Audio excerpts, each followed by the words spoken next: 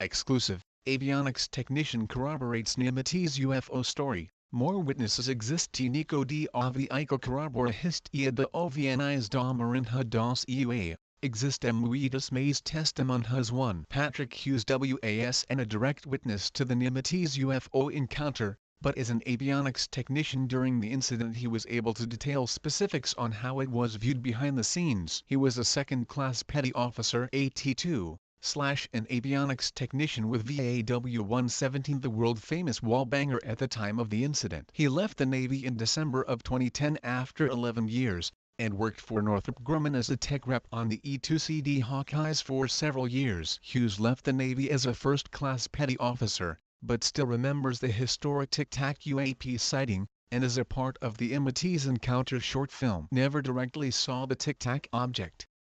I only seen the short clip most of the public has seen, Hughes said. As I stated in Dave Beatty amidst encounters, I dealt with behind-the-scenes stuff. The E-2C Hawkeye was my plane, and with its suite of sensors, it pretty unstoppable. Most of what the sensors see is recorded onto hard drives. After a specific flight, Dave Fravor flight of my memory is correct, but definitely same day and near the same time 2 Air Force officers accompanied my commanding officer, and took the hard drives from the flight and never gave them back. Specifically, I believe they were after our CEC data. Can really elaborate on why? Because much of CEC is classified. You can Google CEC to get a basic idea. I can also relate things witnessed by one of my friend's co-workers who was airborne in the Hawkeye at the time. Ogre portion of the story. He signed an NDA and is YHIS and coming forward other than brief confirmation. Hughes was and asked to sign a NDA. He was also not interviewed about the subject outside Beatty film, while other colleagues like Fravor,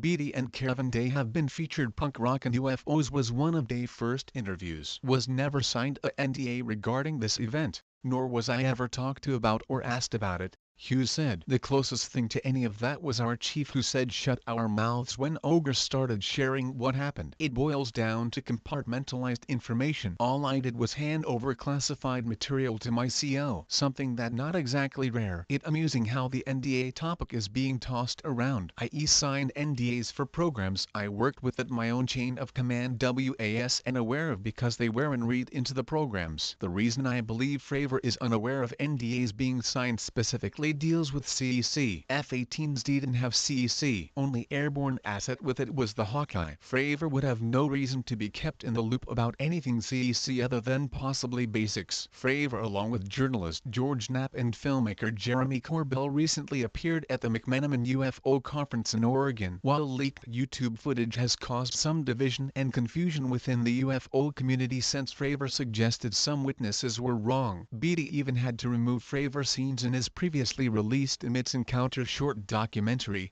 which has just added to the UFO in fighting as of late. Fravor is a fighter pilot, and has the ego of one, said Hughes. He is a great pilot, and a decent CO from what I heard. Other than ego, or the possibility he being coached by someone, I have no understanding for his motives. As for the UFO community, I was warned before I became associated with it. I stay on the outskirts because of that reason. Since Hughes reached out to Beatty, he become good friends with Gary Voorhees, Day and Jason Turner from the Princeton. There are other witnesses who haven't come forward or are unallowed to come forward with their stories yet. Can speak for myself and 3 co-workers at the time. Only 2 have given permission to be used via alias, and out of it only Ogre story has been shared, said Hughes. The group of us have talked privately about the events, but that where most of their stories will stay. Frankly, the only reason Ogre reached out to Beatty was to support me so I didn't look like a complete wacko. I do know who the remainder of the Hawkeye crew is during that flight, and while I reached out to one of them, he is still active duty and deployed, so it's highly unlikely he'll respond or come forward. The remainder I know won't come forward at all. I also reached out to some friends who were in VFA 41 and VAQ 135 at the same time of the events, but we lost touch over the years, so I haven't heard back. As for the Nimitiz incident as a whole, more news will be coming soon from the efforts of mainstream journalists like the New York Times, shows like History Channel and Identified, and the work of To the Stars. An insanely credible event, said Hughes. Everyone wants their part of the pie. I just want to know what it is.